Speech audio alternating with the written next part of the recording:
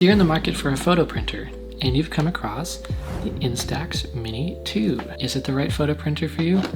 You're about to find out. So I'm gonna list 4 criteria, and if these are really important things to you, then this probably is the right photo printer. If not, then I have some alternate options for you to consider. Let's get into it. Number 1, and this is huge. You care more about vibe and nostalgia than like sharpness and like intense saturation. So like vibey picture, right? Vibey picture. I don't know if you can see it, but if that's more important to you than like picture perfect sharpness, which to me it is, because these are for memories, right? They're not for like some portfolio. This could definitely be the right photo printer for you because it has the best vibe out of all of them. Trust me. If you are looking for that picture perfect quality and saturation and all that stuff, probably go with something like the Canon or something like that. But there's other things about this photo printer that are really great. Number 2, and this is huge. You want to write on the Polaroid itself on the front, right?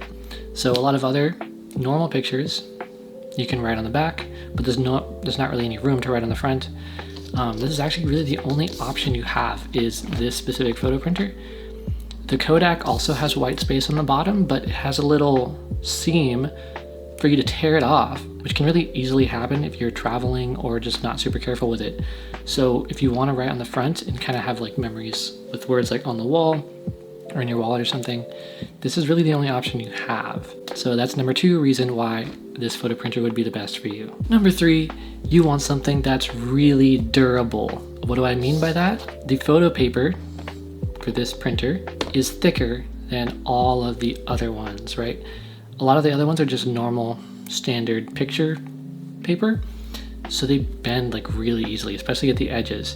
Like if you put it in your wallet or something, take it out, it's just deformed and it's kind of stuck like that. These last forever, and when you take them out of the photo printer or Polaroid camera, which same film for both of these, one of the things you want to immediately do, right, with Polaroids, shake the heck out of it to get it to develop faster.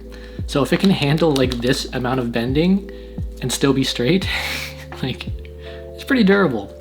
And like I said, it's the thickest, so best for like keeping as like a memory maybe in your wallet or something that you just don't have to worry about bending or anything like that. Number 4, and don't underestimate this one, is convenience.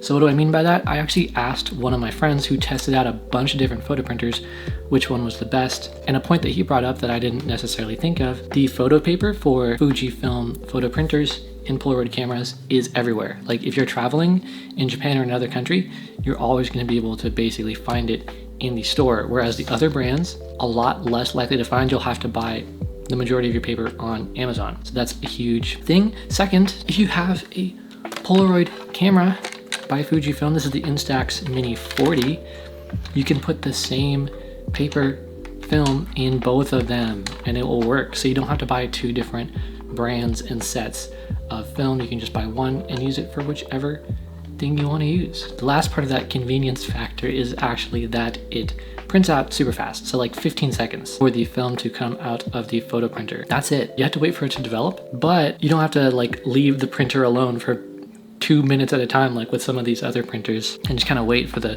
thing to come out. It prints out, it starts developing, put it like in your backpack or something somewhere dark, or start shaking it, you can forget about it. So convenience there, prints way faster than the others, and the app is honestly like really good. Like you can add a bunch of different effects, filters, change, do like basic photo edits, contrast, shadows, all that stuff, and it works really well.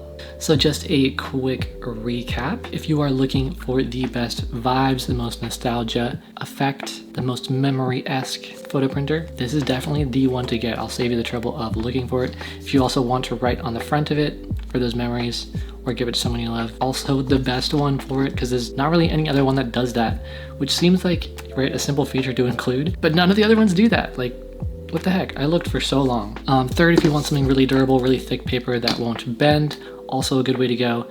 And number 4, if you want something more convenient where you can easily find film all across the world, the photos print super quickly and you can just forget about them, then this is the one to go for. So really there's a lot of great things about this photo printer, not to mention the fact that it's compatible with the Polaroid camera of the same film. Really the only reason you wouldn't get this is if you maybe are making photos for like a photo book and you don't have to worry about them wrinkling because you're just taping them in and never taking them out again, and you just want like really crisp, sharp photos. Otherwise, if you're looking for that, I'd go with the Canon, right? If it's more of just like a photo book type thing. But if it's for the memories, hanging them on the walls, keeping them in your wallet, giving to friends, all of that stuff, this is the way to go. And I'm very happy with my purchase. I did tons of research and like I said, asked a friend who's tested a bunch of them. So if you enjoyed the video, please subscribe. Check out the link in the description. Peace.